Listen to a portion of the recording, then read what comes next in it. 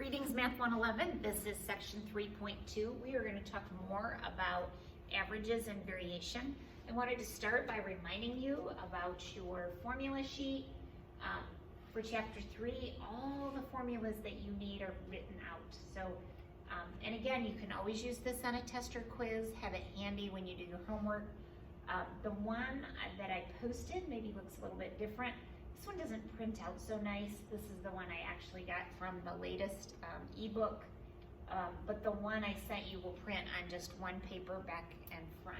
This one takes several pages, but it's also available on Canvas if you want one that looks like this. All right, so averages and variation. So measures of variation. So we talked about mean, median, and mode. And now we're going to talk about how to actually measure different types of variation. So, you know, sometimes people say, well, the average is, and you think, no, it's not, right? So there's always more to the story. Perhaps just an average doesn't tell you enough. So we're going to talk about range, variance. I guarantee you did range in elementary, so that's pretty simple. Range, variance, and standard deviation. We're going to talk about coefficient of variation. We are going to skip Chebyshev's theorem, okay? We come across a very similar topic later in the book, and I find it's confusing if we do this now. So we'll skip that last little piece of this chapter. So an average is an attempt to summarize the data, okay? Range is one of those. Range is probably the most simple because it's the biggest minus the smallest. So I hope you're not hungry because we're going to talk about blueberry muffins. Pretty yummy. So they use these little Maine blueberries to make blueberry muffins, and it's supposed to be 22 ounces. So they have two different suppliers sending in blueberries, and the weight in ounces of the cartons, first one from supplier 1, 17 ounces, 22, 22, 22, 27. Supplier 2, 17, 19, 20, 27, 27. Now what's interesting, we will find that not only is the range the same, right? If I take 27 minus 17, 27 minus 17, the range is 10, but we'll also find they have the same mean, okay? Or what the world probably calls an average, okay? So they have the same range and the same mean, but clearly they're not the same, right? If you look at that data, and you're supposed to have 22 ounces, this person never sends in 22 ounces. This person, 3 out of the 5 are exactly 22 ounces. So there must be more to this information. There must be more than I need to look at in order to make a good decision. So compute the range of the cartons. We already did that. Largest minus smallest, that's 10 ounces. That's a formula on your formula sheet. My guess is you guys know how to do that. Sure enough, it's 10 ounces. We're going to look at the mean. In both cases, it's 22, but they're different, and we can tell that they're different. So let's go learn about variance and standard deviation. So we need some sort of measure that tells us about the spread. Let me make the chart again. Let's see, I need my favorite blue marker. That's my favorite one right now. Let's make our little chart. So we have parameters, and we have statistics. This is from everybody, or everyone. This is just from some, okay? And we call these, this is from the population. This is from a sample. So we had mean. Let's learn the terms for variation. Variance, V-A-R-I-A-N-C-E. Standard deviation.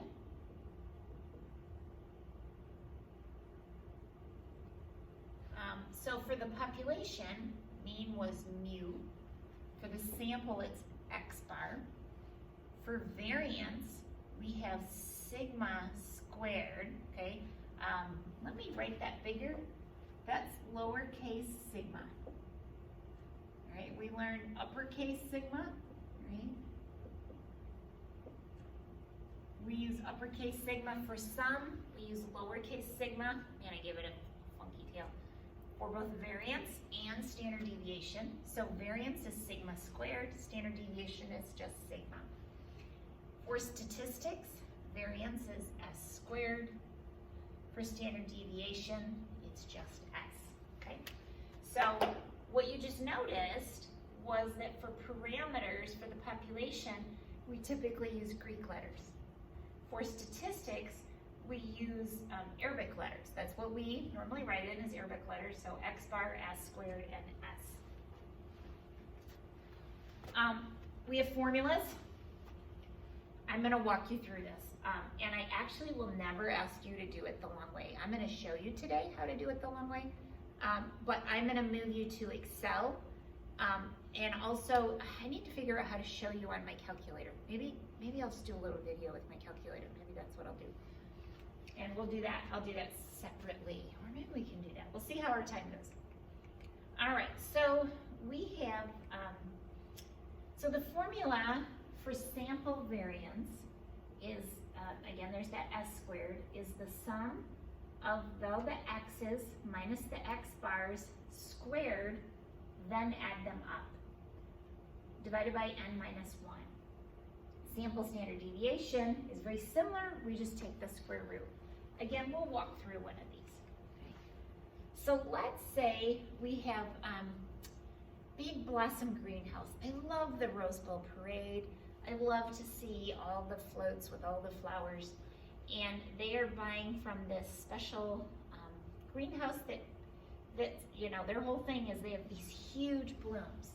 So here's the diameter in inches. They looked at a handful of flowers, so 2, 3, 3, 8, 10, and 10. That's the diameter in inches of these flowers. So a 10-inch flower, that's a pretty serious flower there. And we're gonna use those formula. We're gonna try the actual formula to do this. And again, I'm gonna jump over to Excel in a minute. So I first of all find the mean. So how did I find the mean? I add up the values. There's 6 values, add them up, divide by 6. The mean is 30, oh, that's just the sum. Is that to say? Let me look at my computer, I can't see it. No, that's just the sum is 36. And then they divide by 6, so that's the mean. So the mean is 6, they just didn't draw that. I'm gonna take each x value. So 2, and I'm gonna subtract 6 from each one. So 2 minus 6 is negative 4. 3 minus 6 is negative 3, so on. 10 minus 6 is 4. And then I'm gonna take each of these answers and I'm gonna square them. Then I have to add them up, okay? Then I will divide by n minus 1. So let's jump over to Excel really quick, because even if I was gonna do it the long way, I would use Excel, just saying. So if I'm gonna find the mean, I go to my little set of values over here, or my, let's zoom in again. I keep forgetting to do that when I'm getting organized here. So it's under the Home tab. So Auto Sum, click on the average. Sure enough, it knows that equals average is box J3 to J8. Just hit enter. That's my mean. So if I'm going to take the value, the x value, and subtract the mean, I'm gonna go, this is equal to the 2 minus 6. Sure enough, I get the negative 4 that we saw a minute ago. And I'm just gonna pull that down. It automatically translates that formula. Isn't that a beautiful thing? That is so beautiful to me how it does that. That's centered. I like my values centered here. Then I'm gonna take this negative 4 and square it. So I'm gonna say equals, oops, I'm in the wrong box. I need to be in the empty box. Equals, whatever this value is, and the little caret, you do shift 6 and you'll find the little caret, and squared, and then I'm gonna hit enter. Now, there is a formula, there is, however, I think it's easier to just do the caret. Let me show you what that formula is though. If I go click on my menu, say more function, and I say squared, oh no, it's called power, sorry. You have to say power, and that's my value. So the number is this, and the power is 2. it squares it. I just think it's simpler. And again, I'm gonna pull that formula down. Then I'm gonna need to add that up. I need the sum, so I'm just gonna add all those up. That's that 70, okay. So let's flip back to the PowerPoint. So it says, sure enough, it adds up to 70, but then I need to take that 70 and divide by, here, let's make this big again so you can see it. They're doing the mean, let's keep going. 70 divided by 5, which is n minus 1, and that equals 14. So 14 is our sample's variance.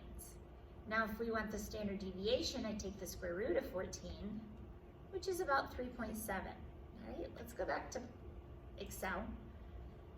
So instead of doing this the long way, let's try it using Excel.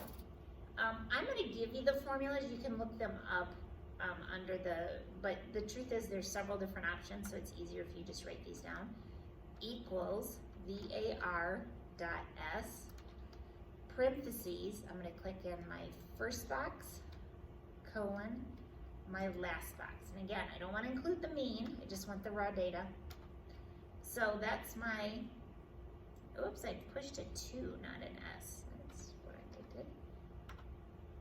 So there's that same sample variance we saw. That's pretty cool. Here, we'll finish it the long way over here too. We'll do that, divided by 5. Okay. So that's that sample variance. Population variance, oh, what's the difference? Well, sample is just a sample. Population is, assume that I weighed every carton of berries from this, from the blueberry person, or I measured every bloom that they have. That's my population. So the formula looks similar. So it's equal var dot p as in population. Parentheses, again, I click in my first box, colon, my last box, close the parentheses. Oh, look it, that's interesting. The variance is a little bit different. And the reason why is because I'm dividing by a different number. If I did the population variance, I am dividing by n, not n minus 1. The reason why is I'm more confident in my information if I talk to everyone, right? That's a very critical topic in this class. All right, let's do standard deviation, okay?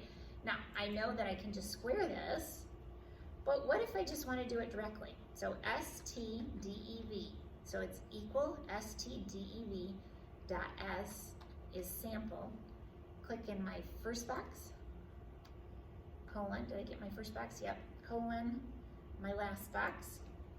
Whoops, I clicked off, didn't I? Somehow I was not paying attention. We'll get there. Close my parentheses. That's my sample standard deviation, okay? So again, if I was doing this the longer way, I'd take this value and I would do it to that, I like to just do it to the 1/2 power to do the square root. There is again a function, it's equals SQRT, you can do it that way too, like you can do equals SQRT, and then we're gonna do this value, oops, it wants it in parentheses, sorry, SQRT. We're doing, this is population, make sure I'm doing the right one, okay? So we should come up with that same value. So population standard deviation equals STDEV dot P. Parentheses, I go to my first box, colon, my last box, close my parentheses. Sure enough, doing it the long way versus using the formulas actually works great. I am a fan of formulas. I will never require that you do it the long way. All right, let me do something real quick. Let me grab my TI-83 real quick. I had planned to do this. Oh, looks like I don't have that one out. I have a different one though. This one will work. This one works. So let's go back to this data. All right, I gotta clear that data out.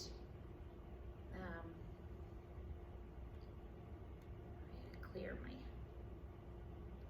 data. And I'm actually grabbing a TI-30XS, which actually does this as well.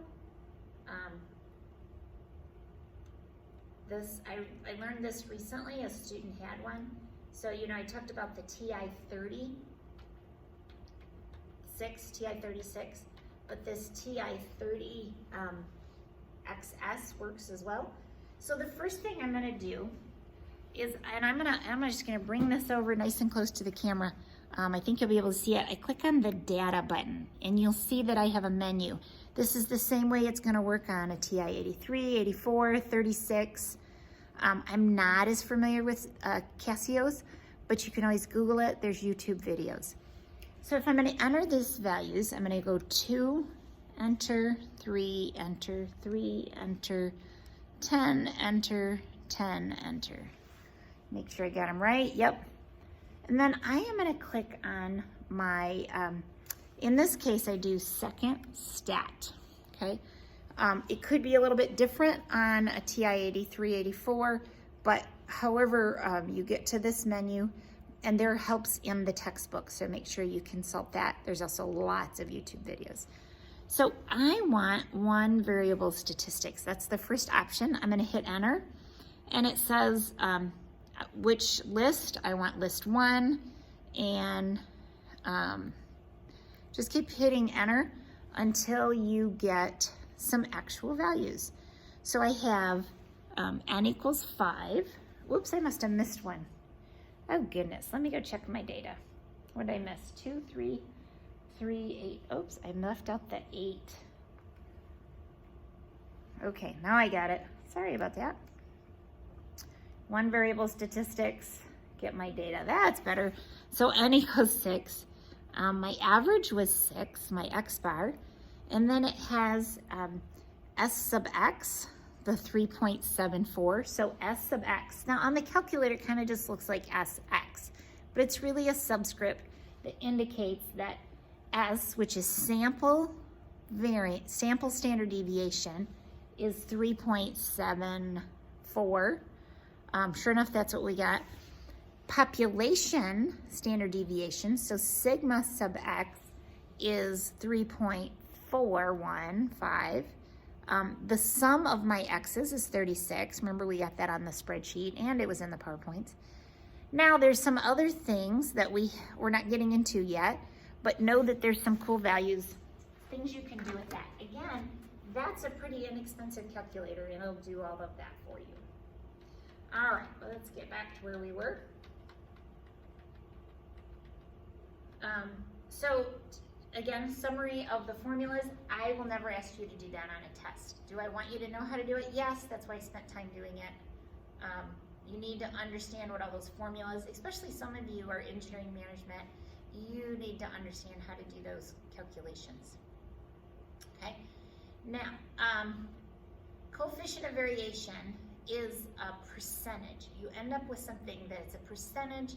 So I could literally calculate how varied the weights of elephants are versus the weights of hummingbirds, right? Obviously they have very different masses, but I could do a comparison because I get rid of the units, get rid of the magnitude, and just compare the standard deviation versus the mean, okay? So this is coefficient of variation. Again, this formula is on your formula sheet. So I can either use sample standard deviation and x bar, right? Those two are both in the sample, the statistics side, or I can use sigma and mu. Again, those are population values. Okay? So S versus x bar or sigma versus mu. And you'll notice that I multiply times 100. Why? Because it's a percentage, okay? This will give me a decimal, and then I multiply times 100, and now I have a percentage, okay? So my coefficient of variation, so this store has spinners. Remember the whole spinner thing? Like, that was the coolest thing. So they have, and these are fishing spinners, not the cool ones that you bought in, not the ones you played with in class until teachers decide you couldn't have them anymore. But these are fishing spinners, and they only have 8 kinds. and somebody wanted to know, somebody was doing a study that says all these little stores, what kind of variation do they have? So we did the mean, and this is a population mean because it's all the spinners they have in the store, so that's a population. So the population is $2.14. We did the standard deviation using Excel, my calculator, whatever I like, and I get that it's 22 cents. So now I'm going to compare that. Oh, there we are. So I take my standard deviation and divide it by the average. So 22 cents divided by $2.14 times 100, it's 10.28%. Now, I could compare, let's see, something that would be more expensive, like a cooler, okay? Like they have a variety of sizes coolers. How much variation, okay? Maybe you want more variation. If I'm shopping in a store, I want options, right? I want to see variation. But if I'm buying blueberries and they're supposed to be 22 ounces, I don't want variation, right? So it's all about being able to quantify something so that I can communicate. All right, we're gonna stop there because we're not doing Chevy chefs.